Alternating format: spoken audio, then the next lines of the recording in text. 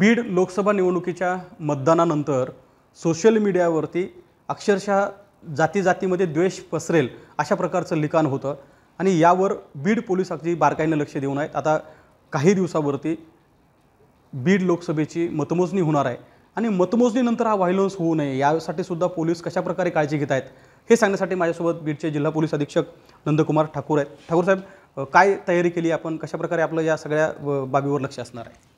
बीड जिल्ह्याची जी लोकसभा निवडणूक झाल्यानंतर अचानकपणे सोशल मीडियावर बऱ्याच पोस्ट वेगवेगळ्या व्हायरल व्हायला लागल्या होत्या। त्यामध्ये बऱ्याच ऑब्जेक्शनेबल पोस्ट होत्या या आणि काही पोस्ट दुसऱ्याला प्रोवोक करणाऱ्या होत्या, म्हणजे दुसऱ्याला हर्ट करणाऱ्या होत्या। अशा पद्धतीच्या पोस्ट होत्या। या संदर्भात आपण आत्तापर्यंत म्हणजे गेल्या 1.5 महिन्यामध्ये 16 गुन्हे दाखल केलेले आहेत। त्यानंतर आणि अशा आम्हाला एकूण 316 पोस्ट आढळून आल्या होत्या। त्यापैकी आपण 263 पोस्ट जे आहेत ते सोशल मीडियावरून काढून टाकण्यामध्ये आपल्याला यश मिळालेलं आहे।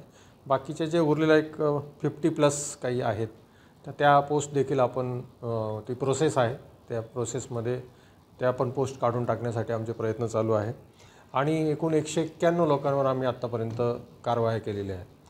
या सोशल मीडियामध्ये इलेक्शन नंतर निवडणुकीनंतर अचानकपणे वाढ झाल्यामुळे मग आम्ही काही आवाहन देखील केलं। जे सुज्ञ नागरिक होते त्यांनी देखील, पत्रकार मंडळी यांनी देखील आवाहन केलं आणि त्याला चांगला प्रतिसाद मिळाला आणि सोशल मीडियावरचं ज्या पोस्ट आहे ते खूप डिक्लाइन झालं। तरी देखील अजूनही काही लोक आहेत की जे मीडियामध्ये दुसऱ्याला हर्ट होईल अशा पद्धतीचे मेसेज करतायत, त्यांच्यावर आमचं वॉच आहे।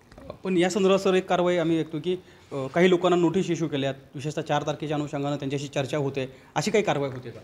हां, आम्ही काही लोक आयडेंटिफाय केलेले आहेत की जे सोशल मीडियाच्या माध्यमाने प्रोवोकेट करण्याचा प्रयत्न करू शकतात। त्यांना आपण नोटिसा देतो आहे। आम्ही त्यांची यादी देखील बनवलेली। साधारणतः ही एक 400-450 लोकांची यादी आहे।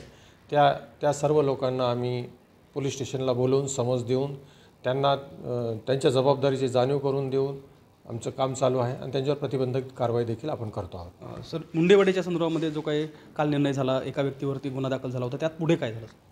जो मुंडेवाडीचा प्रकार घडलेला होता तो ॲक्च्युली गावाची मान्यता त्याला नव्हतीच, परंतु त्याच्यामध्ये आपण गुन्हा दाखल केलेला आहे। त्या व्यक्तीवर गुन्हा दाखल केला आहे, त्याला अटक देखील केली आहे, त्याच्यावर प्रतिबंधक कारवाई देखील केलेली आहे आणि त्या गावामध्ये आमची सततची पेट्रोलिंग ठेवलेली आहे आणि आम्ही स्वतः आणि इतरही अधिकारी तिथं शांतता मीटिंग घेतली, त्यालाही चांगल्या पद्धतीचा रिस्पॉन्स मिळालेला आहे।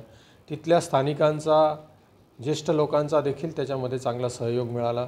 तरुणांनी देखील त्याच्यामध्ये चांगल्या पद्धतीचा सहभाग घेतलेला होता आणि एकंदरीत त्या दोन्ही गावांमध्ये शांतता आहे। आपण सर, एकूण 4 तारखेच्या निकालाआधी पोलीस विभागाकडून काय आव्हान करण्यात येतं लोकांना?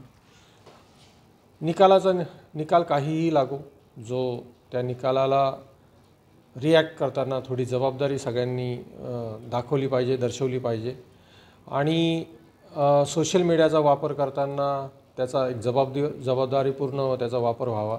त्याच्यामध्ये कोणाच्या भावना हर्ट होऊ नये, म्हणजे कोणाच्या विषयी अपशब्द जाणार नाही याची काळजी घेणं आवश्यक आहे। जर असं काही आढळून आलं तर निश्चितपणानं त्याच्यामध्ये आम्ही गंभीर्याने गुन्हे दाखल करून घेण्यात येतील। नक्कीच आपण ऐकलं की हे नंदकुमार ठाकूर बीडचे जिल्हा पोलीस अधीक्षक आहेत।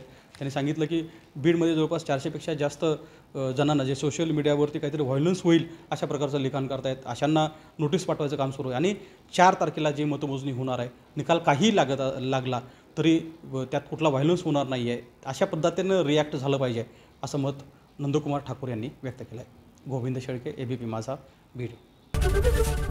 ABP माझा, उघडा डोळे बघा नीट।